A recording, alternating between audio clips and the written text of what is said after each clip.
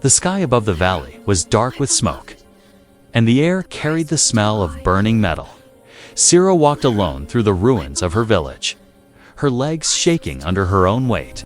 She was an alien mother from a gentle tribe, but nothing gentle remained around her now. Homes were broken, fires still burned, and the cold wind cut through the empty silence. She held a small bundle of cloth to her chest, but the cloth no longer moved. Her newborn child had not cried for hours, not since the night when the enemy ships attacked. The shelter had collapsed, and Sira believed her child had taken the final breath in her arms. Her heart felt hollow, as if the world had reached inside her and stolen its center. She walked to a quiet space behind what used to be her home. There, the ground was soft and untouched by fire. She fell to her knees and began to dig with her bare hands. The earth was cold, and her fingers stung. But she kept digging. Every handful of dirt felt like a small betrayal, yet she dug anyway. Sira whispered her child's name as she worked, her voice weak and broken. "I am sorry, my small star," she said. "I could not protect you." Her tears fell onto the soil, mixing with the dust and ash around her. She had no strength left for fear, no strength left for anger, only sorrow. But she did not know that she was not alone. Somewhere beyond the smoke, hidden behind broken stones and metal shards, a human soldier moved carefully through the ruins. His name was Corporal James Hale, a medic who often ignored orders when he heard someone in need. He had been searching for survivors, hoping to save at least one life from the chaos of war. Then he froze, his ears catching the faintest sound, a tiny cry, weak and thin, almost drowned by crackling fire and falling debris. James followed the sound, pushing aside debris with his hands. His heart beat faster when the cry came again. It was not the cry of any creature he knew, but it was the cry of a living baby. He moved a broken metal sheet away and found a small alien infant wrapped in cloth, its breathing slow and shallow. The child's skin glowed faintly in shades of pale blue, and its fingers curled weakly toward him. James lifted the baby carefully, checking for wounds. The infant was cold but alive, astonishingly alive, as he held the baby close. Warming it with his own body heat, he whispered, "Hey there, little one. You're safe now." He did not know what species this child belonged to, but he knew one thing clearly: a baby was a baby. And he would not leave it here. At the same moment, a short distance away, Sira placed her hands on the small grave she had just dug. She lowered the cloth bundle inside and closed her eyes. She believed her child was gone, and she forced herself to say goodbye. Her voice cracked as she whispered a final blessing. She placed a handful of soil over the tiny grave, letting the dirt fall slowly from her fingers. A sudden wind blew through the ruins, carrying ashes in swirling patterns. Sira felt a strange pull in her chest, a strange sense of wrongness. It was as if something far away was calling to her, something alive, but she shook the feeling away. Thinking it was only grief twisting her senses, she stood up slowly, her legs trembling. She did not notice the fresh boot prints near the rubble, prints too large to belong to her people. She did not see the human soldier moving carefully through the shadows. Carrying the child she believed she had lost, James stepped away from the ruins and looked around. He knew the human base would not approve of him rescuing an unknown alien infant. They would take the baby for study, or worse, they would refuse to help at all. So he made a decision. He would protect this child, no matter what it cost him. Behind him, the valley burned, and distant explosions echoed across the mountains. Ahead of him, the night grew darker, and danger waited in every direction. But in his arms, the baby gave a small, soft cry and held on to his uniform with tiny, glowing fingers. And at that exact moment, far behind him, Sira placed the last handful of soil on the grave of a child who was not dead. She dug her child's grave alone. Not knowing a human was saving the baby at that very moment, Corporal James Hale moved through the ruins with careful steps. Every sound around him sharp and dangerous. The smoke burned his eyes, and the ground shook now and then as distant blasts echoed across the valley. He held the alien baby close to his chest, wrapping his jacket around the tiny, glowing body. The child was light as a feather, yet its faint breathing felt heavier than any duty he had ever carried. James had rescued humans before, but never an alien infant. War had drawn many species into conflict, and orders were strict. Unknown aliens were to be left where they fell, but James had never been good at following orders that ignored mercy. He moved behind a collapsed wall and crouched low, checking the baby again. The small creature made a soft sound, almost like a tiny sigh. Its eyes opened for a moment, glowing faint blue, the same color as its skin. James felt something shift inside him, a sudden, powerful need to protect this child. He spoke softly, keeping his voice calm. "You're a strong one, aren't you?" he whispered, still fighting to breathe. The baby reached a small hand toward him, and its fingers brushed his glove. The warmth of that touch surprised him, gentle and trusting. James took out a medical scanner from his belt, but the device blinked red. Unable to read alien biology, he sighed and looked around for shelter. He needed a safe place to warm the baby, and he needed to do it fast. He saw a broken structure ahead, half-roof still standing and walls blocking the wind. As he rushed there, he heard voices crackle in his earpiece.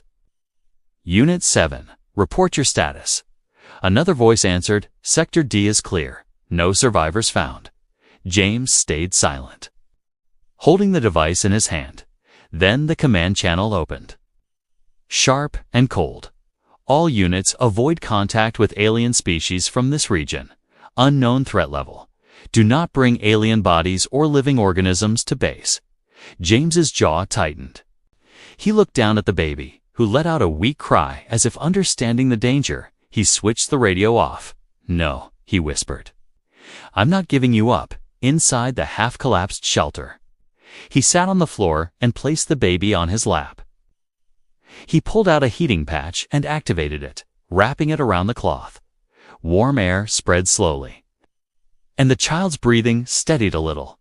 James felt relief wash over him, but only for a moment, because he knew what would happen if Command learned what he carried. Humans feared what they did not understand, and a baby from an unknown species would not be treated as a life, but as a specimen. James refused to let that happen. Outside, the wind howled, carrying the sound of shifting metal and distant engines. The war was not over, and danger was growing. James knew he needed to move before patrols swept the area. He stood, lifted the baby again, and prepared to leave, but the child made another small cry, and something inside James cracked open. He remembered a moment from years ago, from another battlefield, a human child crying in the ruins, a child James could not save. He had carried the weight of that failure ever since, and now, in his arms, this alien baby felt like a second chance life had given him. "I won't fail this time," he murmured. "Not again." He stepped outside, scanning every direction. To the north, human patrol lights flickered through smoke, too close for comfort. To the south, he heard strange clicking sounds and enemy scouts moving. To the west, the land dropped into a ravine. Risky, but possibly safe, James turned west, choosing the path no one else would take. As he moved, the baby rested against his chest, listening to the steady rhythm of his heartbeat. The small, glowing eyes closed peacefully. Unaware of the danger surrounding them, James adjusted his grip and continued walking with silent determination. Behind him, unknown to him, Sarah followed the traces in the dirt. She found a boot print pressed deep into the soil near the ruins. She touched it with trembling fingers, confused at the shape and size. Whatever made this print was not from her world. A spark of hope lit inside her chest, painful and bright. But she did not yet understand what this hope meant. James reached the edge of the ravine, and the ground sloped sharply downward. Loose stones rolled under his boots, but he kept his balance. He glanced down at the child and whispered, "Hold on, little one. I've got you." The night grew colder, the wind louder, and the shadows deeper. But James Hale did not stop. He held the child close and kept moving into the darkness, unaware that behind him, a mother was coming back to life with every step she took, unaware that both their paths were about to collide in a way that would change everything. Sierra walked through the ruins in silence, her steps slow and unsteady. The grave she left behind felt like a weight pulling at her heart. But something inside her refused to rest. A strange ache grew deeper in her chest, not like grief, but like a distant whisper calling her. She pressed a hand against her ribs and looked back one last time. The wind moved softly through the broken stones as if telling her she did not have the full truth. Sierra had always trusted her instincts. Her people believed every mother shared a bond with her child, a small piece of spirit that never broke. But she told herself she was only imagining things. Loss played tricks on the mind, especially when the world around her burned. Still, the feeling did not fade. It only grew stronger with every breath she took. She walked forward, searching the ground for anything that made sense. Then her eyes fell on a deep impression in the soil. A footprint, large and strange, with clear edges, not from her species, not from the enemy, something different, something unknown. She knelt beside it and touched the mark gently, her fingers trembling. "Who walked here?" she whispered. "And why were they near my home?" The idea that someone else had been close to her child's resting place sent a new fear through her. But fear was mixed with a thin thread of hope she did not dare to accept. She rose and followed the footprints, her heart beating faster with each step on the other side of the valley. James Hale moved quickly along the rocky trail, his breath steady but heavy. He felt the cold more sharply now, but he kept the baby close to his chest to shield it. The child's small, glowing eyes opened from time to time, looking up at him with quiet innocence. Each time James saw those eyes, he felt his protective resolve tighten like armor around his heart. But as he reached a sheltered area under a broken ridge, he heard a voice from behind.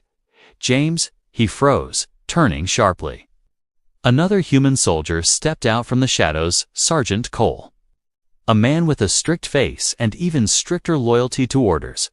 Cole's eyes widened when he saw the baby. "Is that an alien infant?" he asked, disbelief turning to anger. James tightened his hold, standing between Cole and the child. "It's alive," James said firmly, "and it needs help." Cole shook his head, stepping closer. "You know the rules," he said. Unknown alien life is classified as a threat. James felt heat rise in his chest. "It's a baby, Cole," he replied. "Look at it." Cole ignored the words, focusing only on regulations. "We have to turn it in," he said. "Command will decide what to do." James knew exactly what Command would do. They would take the child away. Run tests, treat it like an object, not a life. He stepped back, keeping the baby close. "I'm not handing it over," he said quietly. Cole frowned, surprised at the defiance. "James." "Don't make this harder," he warned. But James had already made his choice long before the warning came. "No," James said. "If you want the child, you'll have to take it from me." Cole stared at him, shocked. They had fought side by side for years, shared fire, risk, and loss. But now they stood on opposite sides of a single, fragile life. Before Cole could respond, a loud, ringing sound echoed from the sky. The enemy drones, round and silent, began scanning the ground with thin beams of blue light. Cole cursed and ducked behind a rock. James pressed the baby close and hid near a ridge wall. The drones swept across the area, searching for heat signatures. James slowed his breathing. Keeping the baby warm but hidden, Cole glanced at him with a mix of confusion and frustration. He did not understand why James would risk everything for a creature not even human. Minutes passed like hours. Finally, the drones drifted away, disappearing into the smoke. Cole stood and looked at James again. "We can't stay here," he said, his voice softer now. "They'll be back." James nodded, but did not relax. Cole stepped closer, looking at the baby with a different expression. Not anger, not fear, But uncertainty. What is it about this child? Cole asked quietly. James looked down at the tiny, glowing face. It reminds me that life is still life, he said. Even in war. Cole did not answer, and James did not know if his words reached his friend's heart or not at the same moment. Far behind them, Sierra followed the footprints into the valley. Every step brought her closer to the truth she feared and hoped for. The strange whisper in her chest grew louder, a silent pull guiding her toward the one human who carried her child. Her hands curled into fists as the wind pushed ashes past her feet. She did not know what she was walking toward. She only knew she could not stop. Her child was calling, and she would find the one who answered that call. Sierra moved quietly through the ruins, her eyes scanning every shadow, every broken piece of metal. The footprint trail had led her farther than she expected. Deeper into enemy territory, her chest ached with hope and fear. Each beat whispering that her child might still be alive. The wind carried strange scents, smoke mixed with something unfamiliar. She froze as a flicker of movement appeared among the rubble. A human soldier crouched low, holding something close to his chest. Sierra's breath caught in her throat. Her mind raced. Was he friend or enemy? Could he be the one who had her child, or had she come too late? The soldier moved carefully, stepping over twisted metal and broken walls. He whispered something she could not understand, yet the sound was gentle, almost like a lullaby. The small bundle in his arms glowed faintly, pulsing with life. Sierra's heart pounded, a wild rhythm of fear and hope. She stepped forward, trying to stay hidden. Her eyes never left the glowing bundle. Could it be? Could her child still be alive? James moved through the shadows, unaware of her presence. He spoke softly to the baby, checking its breathing. "You're okay now," he whispered. "You're safe." The child stirred slightly, tiny fingers curling around his gloved hand. James felt a bond form instantly, a protective instinct stronger than anything he had known. Sierra took another step, her body tense. The ground shifted beneath her foot, and a small stone rolled away. James turned sharply, eyes wide, as he spotted her silhouette. "Stop!" he shouted, his voice firm but careful. Sierra froze, hands in the air instinctively, unsure if he would fire or approach. The air between them held a tense silence. The only sound was the baby's soft breathing. Sierra stepped closer slowly, her voice trembling. "Please." "My child," she whispered. James's gaze softened as he saw the fear and hope in her eyes. The baby made a small sound, almost a recognition. Its tiny fingers reached towards Sierra, glowing faintly. James instinctively held the baby closer. "This child belongs to you," he said quietly. "Is that right?" Sierra nodded, tears running down her cheeks. But before she could reach for her child, distant shouts pierced the air. "Move! Hands off!" Human soldiers appeared at the edge of the rubble, weapons raised. James's body moved in front of the baby instinctively. Shielding it from the soldiers, he shouted, "It's not hostile. It's a child." The soldiers hesitated, unsure what to do. Sierra's heart raced as she watched. Fear mixed with relief, she stepped forward. Closer to the child, every nerve screaming. James crouched slightly, keeping the baby safe. "Go ahead," he said gently. "It's yours." Sierra moved slowly, eyes locked on her child. The baby's tiny hand reached toward her, glowing brighter as if recognizing its mother. James felt a strange warmth, an understanding passing between them. For a moment, enemy and human, alien and soldier, all conflicts seemed to vanish. The human soldiers lowered their weapons slowly, but they remained alert.